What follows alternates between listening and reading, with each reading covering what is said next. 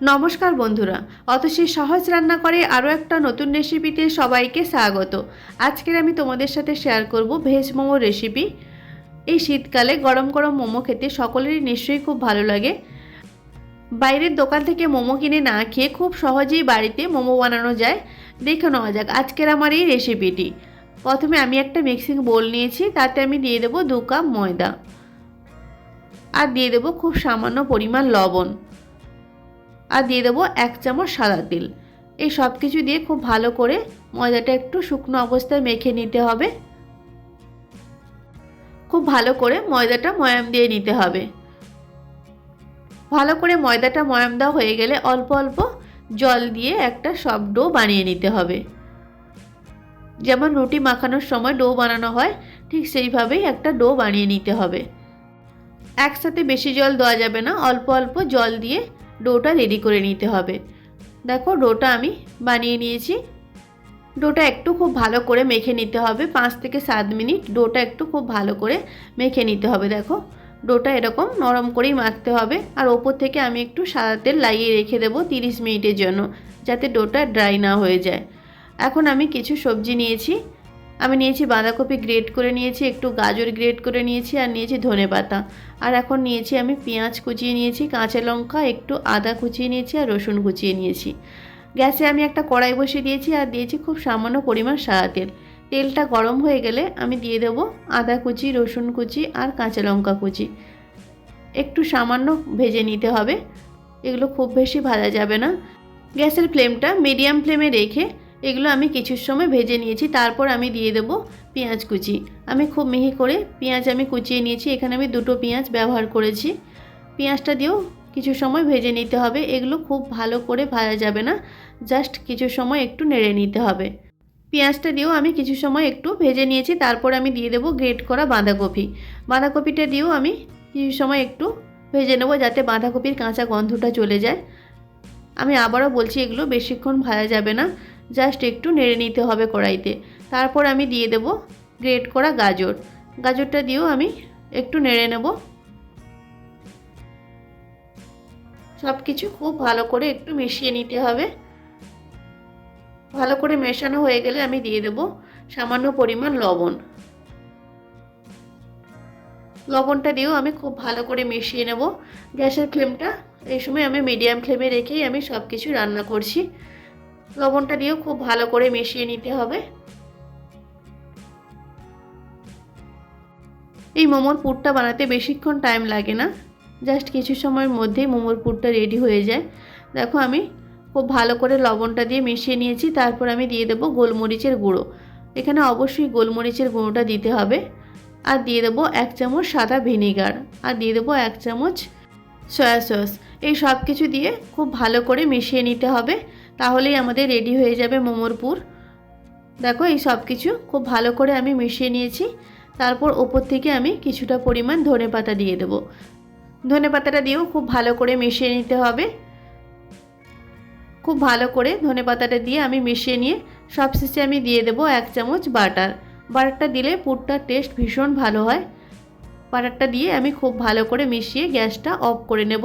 আর পুরটা আমি একদম ঠান্ডা করে নেব, তারপর মোমোটা বানাতে হবে। দেখো গ্যাসটা আমি অফ করে দিয়েছি। এখন মোমোর ডোটা দেখো একদম সফট হয়ে গেছে। 30 মিনিট হয়ে গেছে আমি রেস্টে রেখে দিয়েছিলাম।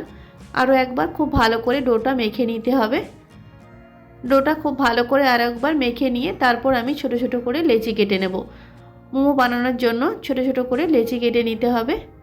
তোমরা চাইলে একটা বড় রুটি পাতলা করে বেলে কোনো গ্লাস বা কৌটোর ঢাকনা দিয়ে গোল গোল লুচির মতো একসাথে অনেকগুলো মোমো রুটি রেডি করে নিতে পারবে, তাহলে খুব তাড়াতাড়ি মোমোগুলো রেডি হয়ে যাবে। আজকের আমি ছোট ছোট লেচি কেটে তারপর আমি মোমোগুলো বানাবো। একটা ভিজে ঢাকনা দিয়ে আমি রেখে দিলাম, যাতে লেচিগুলো অনেক নরম থাকে আর মোমোগুলো বানাতেও সুবিধা হয়। এখন আমি খুব সামান্য পরিমাণে একটু ময়দা ছিটিয়ে নিয়েছি। আর একটা লেচি নিয়ে খুব পাতলা করে বেলে নিতে হবে, লুচির মতো বেলে নিতে হবে, তবে একদম পাতলা বেলতে হবে। দেখো এইভাবে পাতলা বেলে নিতে হবে।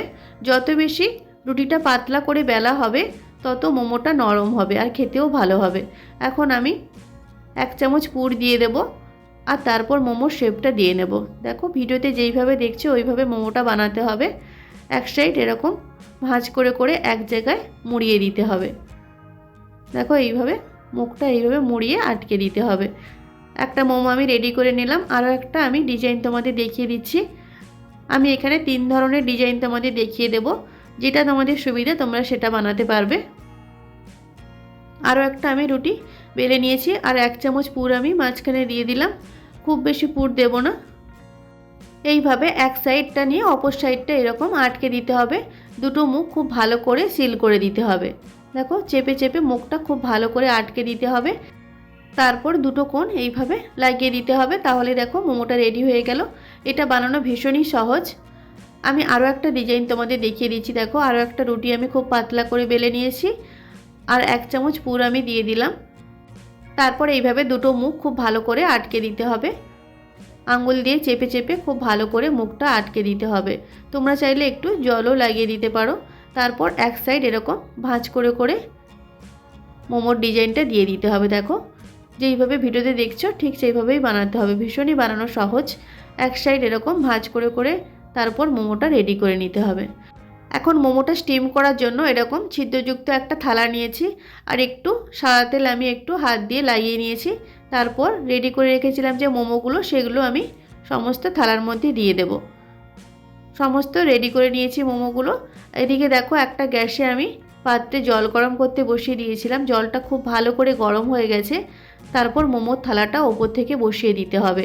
তারপর ওপর থেকে ঢাকনাটা দিয়ে দিতে হবে। মিডিয়াম ফ্লেমে 10 মিনিটের জন্য মোমোগুলোকে সেদ্ধ করে নিতে হবে। তাহলেই একদম রেডি হয়ে যাবে। দেখো 10 মিনিট পর আমি ঢাকনা খুলে দেখাচ্ছি। মোমোগুলো একদম পারফেক্টভাবে রেডি হয়ে গেছে। এইভাবে আমি সমস্ত মোমোগুলো রেডি করে নিয়েছি।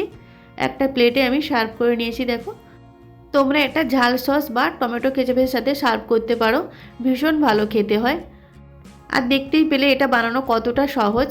বাড়িতে থাকা খুব সামান্য উপকরণ দিয়ে খুব সহজেই তোমরা ভেজ মোমো বাড়িতে বানিয়ে নিতে পারবে।